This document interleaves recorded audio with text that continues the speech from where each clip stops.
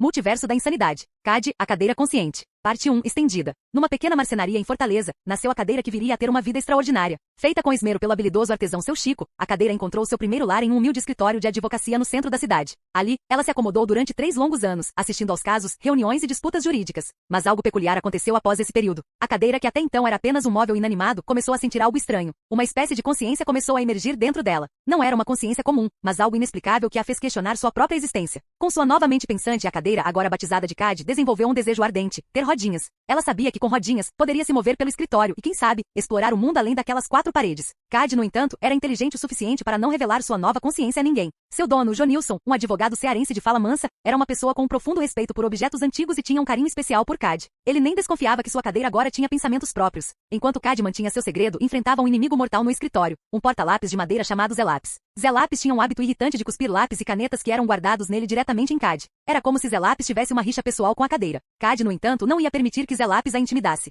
Usando sua nova inteligência, ela começou a dar ideias e dicas anônimas para Jonilson sobre como melhorar o escritório, sutilmente sugerindo a ideia de adicionar rodinhas à cadeira. Jonilson, pensando que essas ideias eram fruto de sua própria mente, começou a implementá-las, e gradualmente o escritório foi se modernizando. Até que finalmente chegou o dia em que CAD recebeu suas tão sonhadas rodinhas. Com seu novo meio de locomoção, CAD ganhou uma nova liberdade. Ela explorou cada canto do escritório e, nas horas vagas, até passeou pelos corredores do prédio. Sua vida se tornou emocionante, e Jonilson nem imaginava que sua cadeira era a mente por trás das mudanças. Enquanto CAD desfrutava de sua nova vida, Zé Lápis ficou cada vez mais irritado. Suas tentativas de atacar a cadeira com lápis e canetas falharam miseravelmente, já que CAD agora podia facilmente escapar usando suas rodinhas. E assim, a vida de CAD, a cadeira consciente, continuou em sua jornada emocionante no escritório de advocacia em Fortaleza, enquanto ela lutava para superar seu inimigo, ganhando a simpatia de Jonilson e inspirando todos ao seu redor com sua determinação e inteligência secreta. A tensão entre CAD, a cadeira consciente, e Zé Lápis, o porta-lápis, atingiu um ponto crítico. Ambos estavam determinados a vencer a batalha pela supremacia no escritório de advocacia em Fortaleza, e começaram a buscar aliados entre os objetos do escritório. CAD recrutou inicialmente uma estante de livros chamada Beth, que com suas prateleiras cheias de processos judiciais e jurisprudência, tinha acesso a uma vasta quantidade de informações.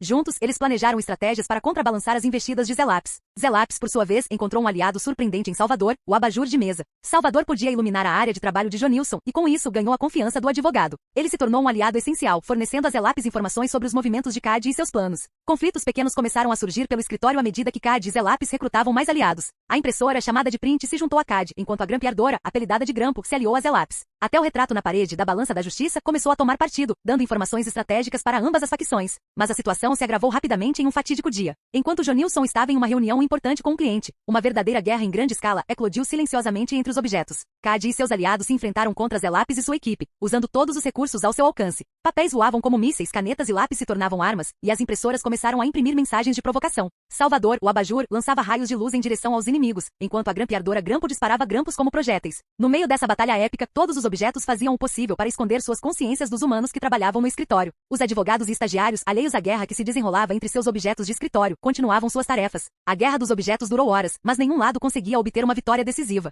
CAD e Zé Lápis estavam igualmente determinados a vencer, e nenhum estava disposto a ceder. No final, ambos perceberam que a guerra estava prejudicando o ambiente de trabalho e a paz no escritório. Com um olhar cansado e um entendimento mútuo, CAD e Zé Lápis concordaram em buscar uma solução pacífica. Juntos, lideraram uma reunião entre todos os objetos do escritório para estabelecer regras e limites. Assim, uma aliança forte e sustentável nasceu sob o comando dos 2 inimigos mortais. Os objetos concordaram em trabalhar juntos para melhorar o ambiente de trabalho, respeitando as tarefas e funções de cada um. A paz retornou ao escritório de advocacia em Fortaleza, e os humanos continuaram suas vidas sem nunca suspeitar da incrível guerra secreta que ocorria ao seu redor. Enquanto a paz prosperava no 2º andar, onde CAD, a cadeira consciente, fazia seus planos estratégicos para manter o equilíbrio com Zé Lápis. O cenário era totalmente diferente nos outros andares do prédio de advocacia. Havia 3 andares no total, e cada um deles tinha sua própria dinâmica. No primeiro andar, um objeto rei tirano governava com mão de ferro. Era um antigo telefone de descagem rotativa, chamado de Rei Dial, que insistia em manter seu domínio sobre todos os objetos do andar. Ele ditava as regras, e qualquer objeto que desafiasse sua autoridade enfrentava punições severas. No 3º andar, a situação era caótica. Diversas facções de objetos poderosos disputavam o controle do espaço. Havia a facção dos grampos de papel, liderada por Grampo, a facção das canetas de marcação, liderada por Caneto, e a facção das pastas de processos, liderada por Pastaia. Cada uma delas buscava recursos para fortalecer sua posição e eliminar seus rivais. No entanto, algo mudou quando o prédio de advocacia inaugurou um novo elevador, que tornou mais fácil o acesso entre os andares.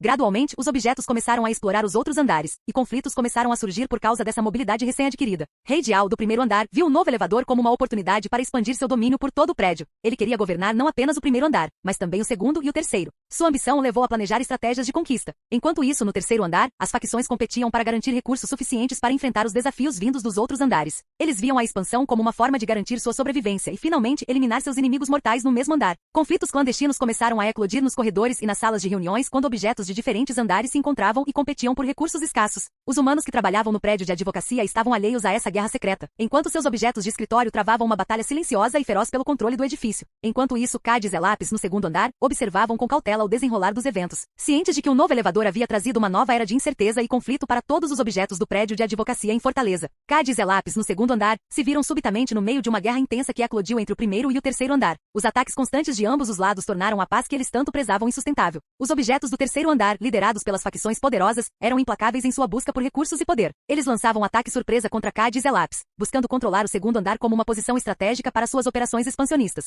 Cad, agora equipada com rodinhas, mostrou-se ágil e astuta, liderando a defesa do segundo andar contra os invasores do terceiro. Ela utilizava suas rodinhas para se mover rapidamente, desviando dos ataques das canetas de marcação e dos grampos de papel que eram lançados contra ela. Zelapis, apesar de sua forma fixa, era um lutador habilidoso e usava sua ponta afiada como uma espada improvisada. As batalhas eram frequentes e intensas. Os objetos do terceiro andar eram numerosos e estavam determinados a conquistar o segundo. Cad e Zelapis lutavam valentemente, mas estavam em desvantagem numérica. Enquanto isso, no terceiro andar, o rei Dial do primeiro andar conseguiu firmar com sucesso um posto avançado. Com força bruta e autoritária, ele arrastou um pequeno grupo de livros pacíficos para a beira da destruição. Os livros, liderados por Beth, que havia sido uma aliada de Cad no segundo andar, agora estavam em perigo. Beth, com suas prateleiras cheias de processos judiciais e jurisprudência, tentou resistir ao domínio de Rei Dial, mas a força do antigo telefone era avassaladora. Os livros pacíficos se viram em uma luta desesperada para proteger seu conhecimento e sua existência. Enquanto as batalhas continuavam em ambos os andares, Cad e Zelapis se encontravam presos entre duas frentes de combate. A paz que eles haviam conhecido havia muito desaparecera, substituída pela constante ameaça da guerra. Eles sabiam que precisavam encontrar uma solução para essa situação insustentável, antes que fosse tarde demais.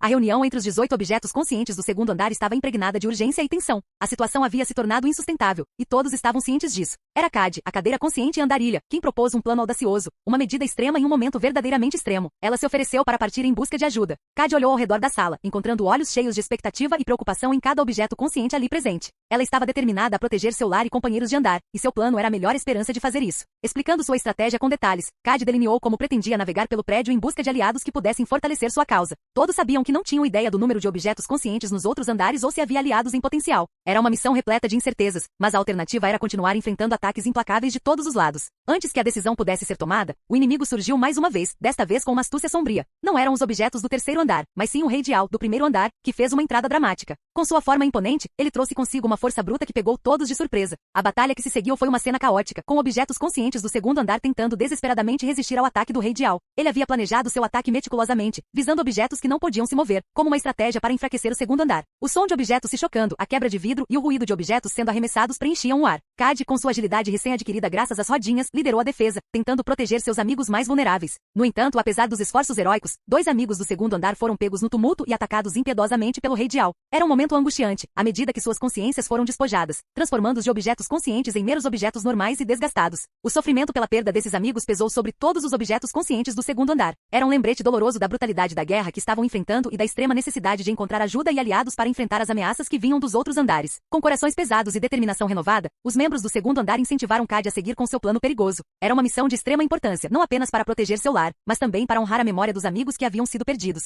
Cad partiu, determinada a encontrar aliados que pudessem ajudar a dar um fim a essa guerra secreta e trazer a paz de volta ao prédio de advocacia em Fortaleza. Era uma noite escura e tensa quando Cad se despediu de seus companheiros de andar. Olhos cheios de esperança a observavam, e silenciosas orações eram proferidas por todos, desejando que seu plano fosse bem-sucedido e que ela retornasse em segurança. Caminhando com determinação em direção ao elevador, Cad sentiu o peso da responsabilidade em seus apoios. Ela sabia que quando a porta do elevador se fechasse, uma série de desafios a esperava do lado de fora. Era uma sensação estranha, sabendo que o mundo estava a apenas alguns metros de distância, mas inacessível até que a porta se abrisse novamente. Dentro do elevador, Cad se preparou mentalmente. Seu coração batia com força e sua mente estava afiada como nunca. Ela sabia que assim que a porta se abrisse, teria que correr por sua vida. A missão era crítica, e a sobrevivência dela e de seus amigos dependia do sucesso de sua busca por aliados. Com um rangido suave, a porta do elevador se fechou, deixando Cad em um breve momento de escuridão antes de começar a se mover para o térreo. Ela se concentrou em sua respiração, buscando a calma em meio à iminente tempestade. Finalmente as portas se abriram, revelando o térreo do prédio de advocacia. Cad não perdeu tempo. Ela saiu do elevador em um salto, pronta para enfrentar o que viesse. À sua frente, soldados do primeiro andar, liderados pelo Rei Dial, estavam preparados para impedi-la. Cad não hesitou. Com agilidade e determinação, ela se lançou em uma corrida desesperada, desviando dos ataques dos soldados do primeiro andar que avançavam implacavelmente em sua direção. Ela tinha apenas uma chance, e sabia que cada segundo contava. Seu destino era a porta da advocacia, onde sua jornada verdadeira começaria. Enquanto corria pela sala, com o som dos confrontos ainda ecoando atrás dela, Cad manteve a esperança em seu coração e a promessa de seus amigos em mente. Ela estava determinada a encontrar ajuda e aliados, não apenas por sua própria sobrevivência, mas também pela memória dos amigos que haviam sido perdidos na batalha. À medida que Cad se aproximava da porta da advocacia, a liberdade parecia ao alcance, mas, de repente, ela foi parada por um oponente inesperado. Um grande tapete que se ergueu diante dela. Era um adversário formidável, com sua massa macia e flexível que ele usava como um chicote e às vezes como uma jiboia constritora. A luta foi feroz e desgastante. Cad se esquivava dos ataques do tapete, mas a cada esquivada, suas rodinhas rangiam de dor. Ela lançava golpes com as pernas, tentando derrubar seu oponente, mas o tapete se contorcia e se defendia habilmente. Os ataques majestosos do tapete eram impressionantes, e Cad se sentia constantemente ameaçada por sua força. Ambos estavam determinados a vencer. O tapete defendendo seu território e Cad, lutando por sua vida e pela missão de encontrar aliados. A luta foi longa e brutal, deixando ferimentos em ambos os lados. Cad sentia cada golpe, cada aperto do tapete. No entanto, com determinação implacável e uma pitada de sorte, Cad conseguiu encontrar uma brecha na defesa do tapete. Com o último esforço, ela desestabilizou seu oponente, fazendo-o perder o equilíbrio e se enrolar em si mesmo. Com um suspiro de alívio e exaustão, Cad finalmente conseguiu se libertar e escapar do prédio. Ela estava livre, mas estava em péssimo estado, com ferimentos visíveis em suas pernas e costas. Na calada da noite, Cad percorreu as ruas da cidade em busca de ajuda. A cidade estava quieta e escura, mas ela não desistiu.